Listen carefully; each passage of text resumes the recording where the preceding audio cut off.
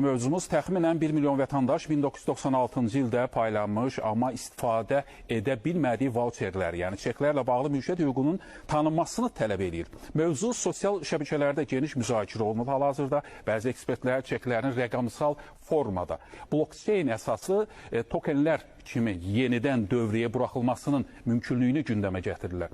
Bu yanaşma reallaşarsa həm vətəndaşların itkilərinin kompensasiyası, həm də kapital bazarlarının canlanması baxımından yeni mərhələ başlaya bilər. Milli Məclisin bəzi deputatları da vətəndaşların hüquqlarının tanınması təklifi ilə parlamentə çıxış ediblər.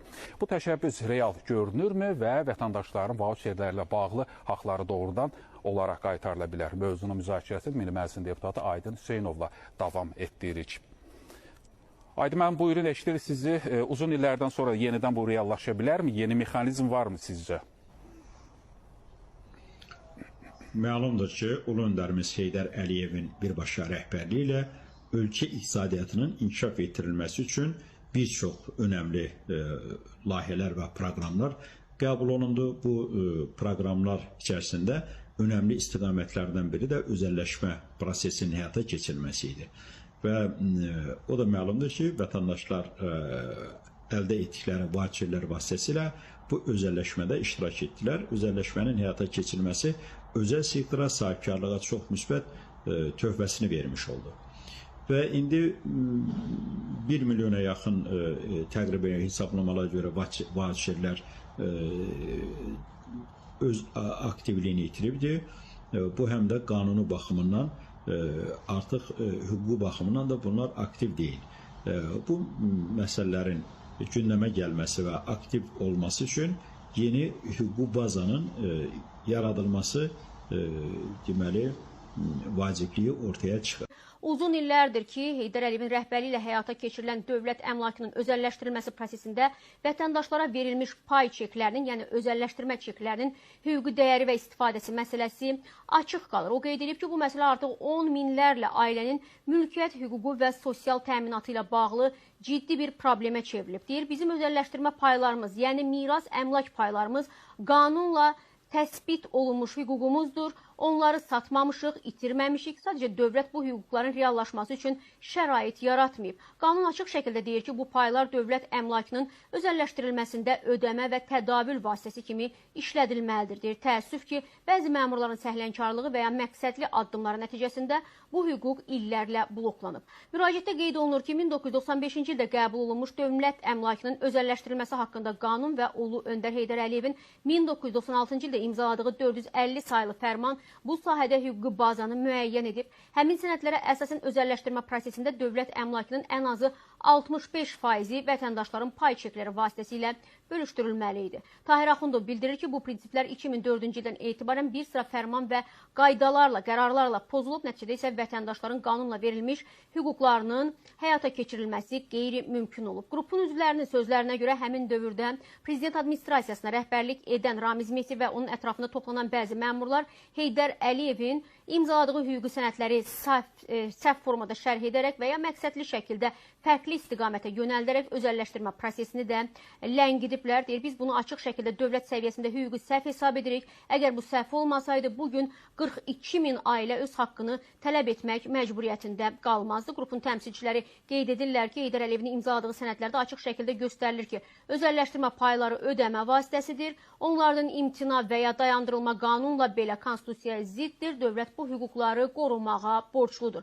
Müraciətdə vurğulanır ki, bu məsələnin illərlə həll olunmaması dövlətin iqtisadi imicinə və sosial ədalət prinsiplərinə mənfi təsir göstərir, eyni zamanda korrupsiya üçün də zəmin yaradır. Əgər 42 min ailə bugün hüququnu tələb edirsə, deməli məsələ sırf şəxsi maraq yox, ictimai əhəmiyyətli problemdir. Biz istəyirik ki, Milli Məclis bu məsələni gündəliyinə daxil etsin, müvafiq komissiya yaradılsın, hüquqi və iqtisadi əsaslar isə yenidən qiymətləndirilsin deyib və xahişi də bundan ibarətdir ki, sözü gedən qrupun həm deputatlara, həm də kütlə informasiya vasitələrinin nümayəndələrinə müraciət edirlər və deyirlər ki, bu məsələ ictimai müzakirəyə çıxarılsın, vətəndaşların miras əmlak paylarının dəyərinin təmin olunması üçün tədbirlər görülsün. Bu məsələ nə qədər deyir yubadılırsa, bir o qədər insan haqqına çatmadan dünyadan köçür. Xalqın 65%lik payı payı qanunla xalqa məxsusdur deyir. Onu canlandırmaq, hüquqi əsasını bərpa etmək həm dövlət, həm də cəmiyyət qarşısında vicdan borc. 5000-ə yaxın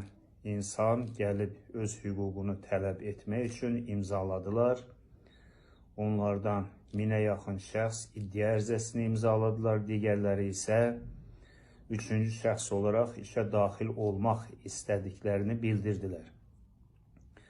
Və məhkəmə işi bilirsiniz ki, Bakı İnzibati Məhkəməsində başladı və Bakı İnzibati Məhkəməsində verdiyimiz iddia ərizəsi mümkün hesab edilmədi. Yəni, bu işi qərardadla rədd elədi ki, məhkəmə bu işin araşdırılmasına, yəni mahiyyət üzrə araşdırılmasına ehtiyac yoxdur. Daha sonra apellyasiya şikayəti verildi. Apellyasiya məhkəməsi də Bakı İnzibati Məhkəməsinin bu qərarını qüvvəsində saxladı. Apellyasiya məhkəməsinin qərardadından da, bunu xüsusilə vurğulamaq istəyirəm, qərardadla qərarı bir-birinə qarışdırmayaq. Qərardadından da verdiyimiz kassasiya şikayətinə Ali Məhkəmədə hardasa 7-8 ay baxıldı və ən sonda Ali Məhkəmədə öz qərardadını qəbul edərək bildirdi ki, mən apellyasiya məhkəməsinin qərardadını qüvvəsində saxlayıram. Yəni, bu işi mümkün hesab etmirəm qənaətinə gətirdi. Dolayısıyla bu qərardad olaraq bu işə son nöqtəni Ali Məhkəmə qoyması o deməkdir ki, bu iş mahiyyəti üzrə gələcəkdə araşdırıla bilər. Amma təbii ki, bununla bağlı Azərbaycan Respublikası Konstitusiya Məhkəməsinə, Ali Məhkəmənin plenumuna müraciətlərimiz və şikayətlərimiz olacaq. Dəyərli dostlar, sizdən əsas xahişimiz odur ki, bu işlə bağlı haqqınızı tələb etməyə davam edin və təbii ki, sivil qaydada, qanun çərçivəsində tələb edin və öz deputatlarınıza,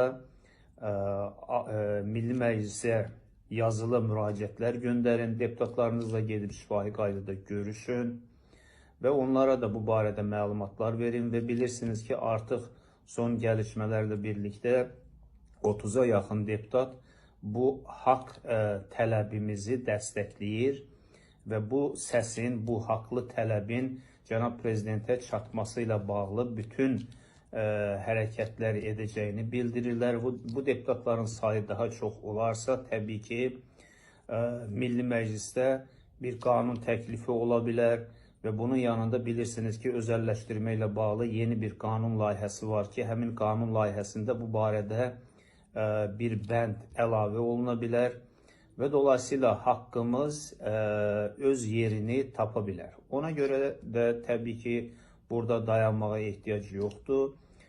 Sivil qaydada öz tələblərinizi deputatlarınıza bildirin, çatdırın, öz xahişlərinizi onlara çatdırın və bildirin ki, yəni bu haqq var, özəlləşdirmə çekləri ilə bağlı, özəlləşdirmə payları ilə bağlı mülkiyyət haqqımız var və bu haqqın təmin olunması ilə bağlı bütün köməkliyin göstərilməsini deputatlarımızdan xahiş edirik. Yəni bunu çatdırmağınız çox faydalı olacaqdır.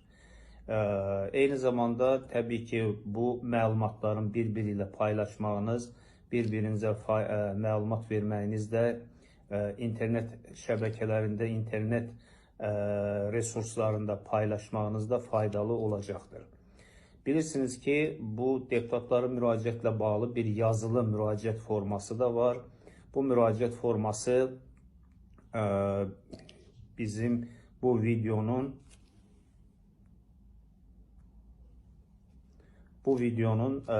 sonunda o link hissəsində əlavə olunacaq. Oradan götürə bilərsiniz. Eyni zamanda linkdə göstərilən telefon nömrəsinə WhatsApp vasitəsilə müraciət edərək də oradan da deputatların müraciətlə bağlı yazılı ərizəni əldə edə bilərsiniz. Yəni dayanmağa, ruhdan düşməyə ehtiyac yoxdur. Haqq hər zaman tələb olunmalıdır. Haqlı işinizi hər zaman tələb edin. Təşəkkür edirəm, sağ olun.